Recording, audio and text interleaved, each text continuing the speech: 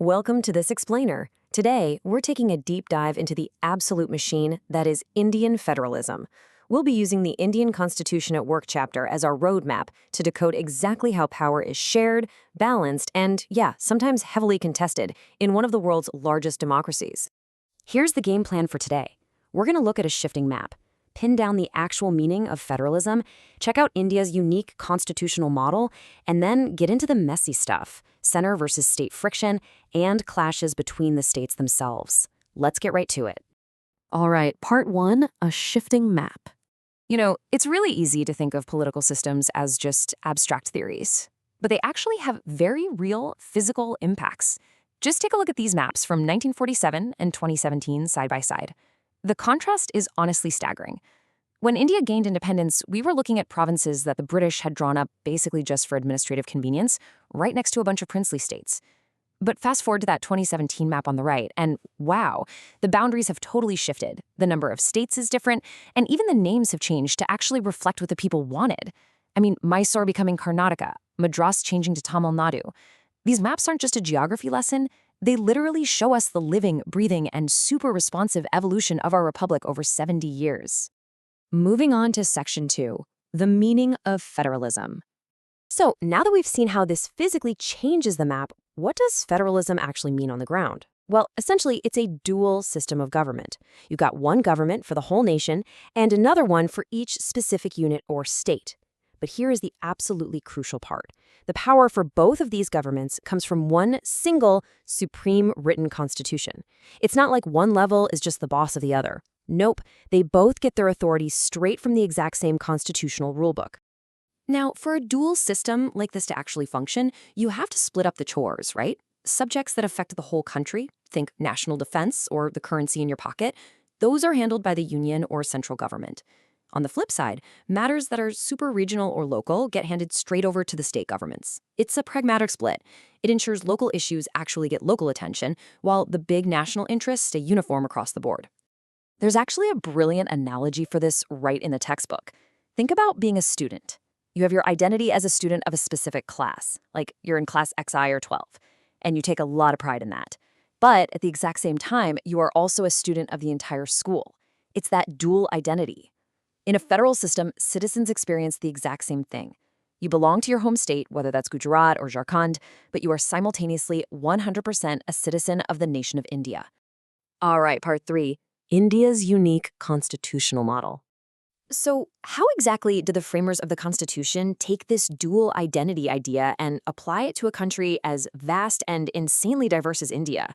Well, look closely at the language here. It's fascinating. The Constitution doesn't even use the word federation, not once. Instead, Article 1 literally states, India, that is Bharat, shall be a union of states. That phrasing was incredibly deliberate. They wanted to make it clear that sure, we have immense regional diversity, but the ultimate goal is unity. The whole Indian model is built on cooperation, but it definitely leans towards having a strong central government to keep everything holding together. Which brings us to Section 4, Center versus State Friction. Look, anytime you set up parallel systems of power, you're basically guaranteeing some structural friction. Even with a supreme constitution guiding everything, interests are going to overlap. Disputes over who gets to do what are pretty much inevitable. So, what happens when the union and the states clash over power? The judiciary steps in. The courts act as the ultimate independent referee. They look at the constitutional rulebook and make the call to resolve those jurisdictional turf wars. But arguably the biggest point of friction?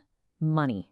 The Constitution centralized a lot of the really lucrative financial powers right in the hands of the central government. Meanwhile, the states are handed massive, expensive responsibilities like health, agriculture, and local infrastructure. But their revenue sources are, pretty meager. There's a quote in the chapter from a student that captures this perfectly. It says, "It is like some families where the money is with the husband and the wife has to manage the household." It's a slightly funny but painfully accurate observation of how states constantly feel financially stretched, trying to actually manage their own affairs. And then, of course, we have the governor. This is a massive, incredibly controversial flashpoint. Governors aren't elected by the people of the state. They're appointed by the central government. Often, they're retired military folks, civil servants, or even politicians. Because they basically act as the center's eyes and ears in the state, their decisions, especially when it comes to forming state governments or holding back bills for the president, are constantly viewed with a lot of suspicion by state leaders. Take a look at this political cartoon, famously called Kicking Upstairs. It perfectly captures that cynical, realpolitik view of how political figures are sometimes relocated into governorships by the central leadership. Okay, let's look at Section 5, Clashes between the states. Up until now, we've mostly talked about vertical conflicts, the center versus the states. But as we pivot to horizontal conflicts, meaning states clashing directly with other states, we really need to ask the same question a student asks in the text. So, federalism is all about conflicts? Can't we live together peacefully? Honestly, it's a completely fair question. But the reality of a democratic system designed to juggle so many diverse regional interests is that negotiation and, yes, friction are just baked right into the process. When states do clash with each other, it usually falls into one of two buckets. First up, border disputes. Even though a lot of state lines were drawn based on language, linguistic groups naturally overlap at the borders, which leads to some pretty intense territorial claims against neighboring states. Then you have the second bucket, which gets even more heated, river water disputes. Rivers don't care about state lines. Figuring out how to share critical resources, like the Kaveri River between Tamil Nadu and Karnataka, or the Narmada River between Gujarat, Madhya Pradesh, and Maharashtra, is a massive test of cooperative federalism. It often gets so intense that they have to bring in special tribunals or the Supreme Court just to settle things. If you want to see all this textbook theory playing out in the real world, honestly just open a newspaper. Federalism is the exact mechanism at work when tripartite agreements are negotiated to give more autonomy to places like Darjeeling within West Bengal. It's what's happening when rain-battered states have to ask the center for extra disaster relief funds, or when the central government directs specific funds for rural water supply over in Arunachal Pradesh. These aren't just abstract ideas. This is federalism actively working, negotiating, and literally distributing resources every single day. And that brings us to the end of our chapter analysis. The source text makes a really profound point.